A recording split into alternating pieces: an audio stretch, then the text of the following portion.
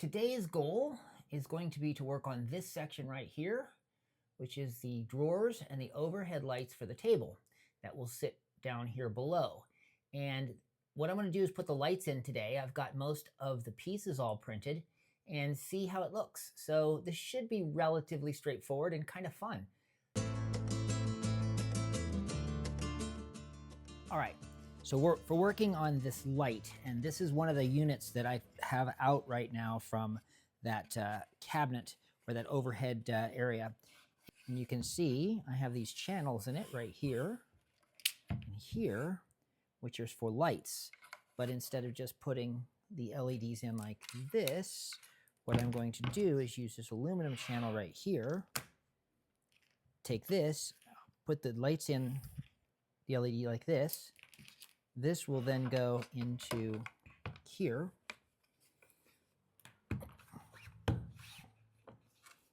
Like that.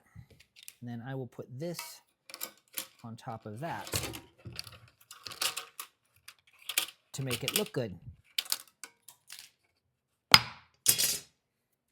There are also wire channels that I've put in right here, which actually go here and across the back. So they actually allow me to get flush up against the frame so that I don't have anything protruding out.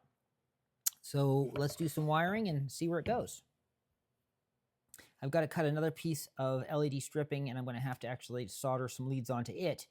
But then I can kind of put this whole thing together and connect it up to power and see how it looks. So really is not too much more to it than that. I absolutely love this silver tape that is used for duct work because it sticks like a banshee and it really adds a nice level of protection and keeps my wires all very clean looking. So I've got the wires wired in for the lights. Here's the wires themselves, which will go into be wired up into the electrical system. And here's the lights that go here. And then we've got the lights that go here, and I've already tested them, they work. So now we just got to put them in place and see how they do. All right, I've got it all in place. I don't have the drawers printed for all this yet, but I have I printed this up, this little plate earlier today, and got it in place. And as you can see right here, I've got power to the whole system, which is cool. So I've got a place to plug in my USB things right here. Now let's just check, see if the lights work here. This will be the test. One's up above. And I'm happy. I think that's really cool. That's going to provide quite a bit of light, actually.